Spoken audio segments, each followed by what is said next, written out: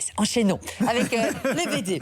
Christian Durieux nous propose Sans Spirou, c'est Pacific Palace. C'est Spirou, mais vraiment autrement, Mathieu. Oui, alors l'avantage du personnage Spirou, c'est qu'on peut en faire plus ou moins ce qu'on veut.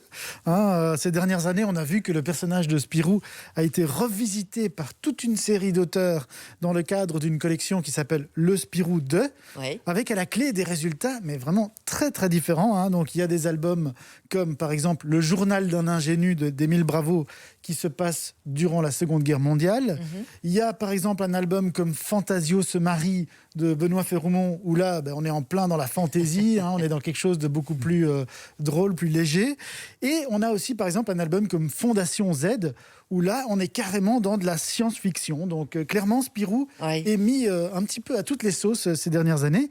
Et ici, nouveau changement radical d'ambiance, puisque dans cet album, Christian Durieux, il situe Spirou dans un décor et une ambiance très particulière, puisque toute l'action de cette BD se déroule dans un hôtel de luxe au bord d'un lac, le Pacific Palace. Mais donc, il revient à son premier métier, Spirou, groom. Exactement. Avec même Fantasio qui porte le costume de groom, et ça, c'est plutôt rare. On a parfois tendance à l'oublier, on se demande parfois, mais pourquoi est-ce que Spirou est habillé comme ça ? Mais c'est parce qu'à la base, son métier, il a démarré comme groom dans un hôtel.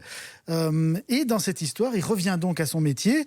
Au même titre, effectivement, vous avez raison, que son copain Fantasio, qui lui vient de perdre son travail de journaliste au Moustique et qui a donc réussi à se faire engager au Pacific Palace grâce à Spirou.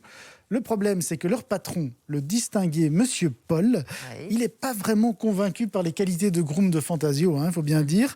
D'autant plus qu'il y a un invité très prestigieux qui va bientôt arriver à l'hôtel. Et tout le palace a d'ailleurs été vidé pour l'accueillir. Oui, et du coup, la tension monte, le stress aussi. Il va débarquer dans ce palace, alors. Exactement. Et cet invité de marque, il s'appelle Iliex Korda. C'est le président du Karajan, un petit pays des Balkans. Et c'est aussi et surtout un tyran que l'on surnomme le boucher.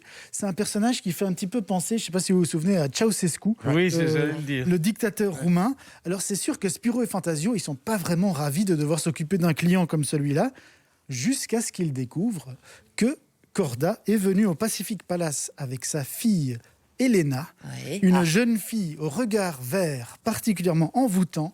Et dès qu'il la voit, Spirou tombe raide dingue amoureux, un véritable coup de foudre.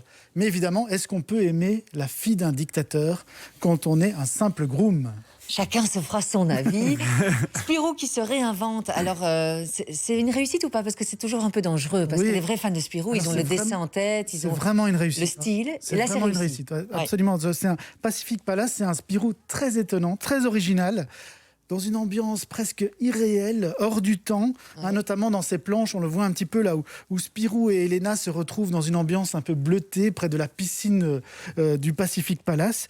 Alors, en fait, Christian Durieux, on le connaît depuis longtemps, il a fait des BD comme Les gens honnêtes, Geisha, et ça fait longtemps qu'il avait en tête cette histoire. A priori, on pourrait se dire...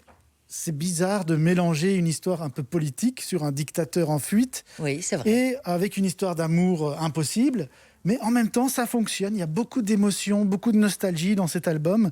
Et on est un petit peu dans un décor de rêve. Et le Pacific Palace, cet énorme, vous savez, ces vieux hôtels, c'est un décor de rêve pour un récit. Et c'est donc clairement un Spirou très très différent des autres, mais très réussi. Avec un super dessin, une belle patte là aussi. Il y a un lien avec la musique aussi. Alors Mathieu. Oui, ça c'est très original dans cette BD aussi, c'est qu'il y a une bande-son qui accompagne cet album. Donc vous pourrez trouver les chansons qui accompagnent cet album sur les plateformes musicales, style Spotify, etc.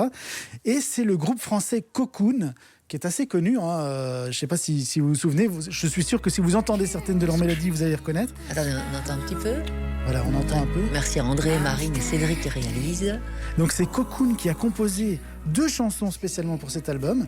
Et alors, autre petit bonus, si vous êtes un peu frustré par la fin de cet album, sachez que le journal Spirou a publié récemment un numéro spécial Pacific Palace dans laquelle il y avait une fin alternative. Donc, les 2 BD qu'on va offrir seront accompagnés du journal Spirou. Comme ça, vous pouvez découvrir l'autre fin de l'album. Excellent. On joue donc, vous l'avez dit Mathieu, 2 gagnants seront tirés au sort. C'est bien le 6003. Démarrez votre message pour Palace, pour le Pacific Palace. Palace, nom, prénom, coordonnée complète, adresse mail, tout ça au 6003. Avec la musique, on y était là, dans la piscine. Ah oui, c'est juste dingue. Dommage. Belle réussite donc, Palace, envoyez vos messages. 2 gagnants seront tirés au sort. Et puis les chroniques de Mathieu, si vous aimez les BD, n'hésitez pas à aller faire un petit tour sur age-bd.com. Je vous emmène dans les Fagnes. Et oui, on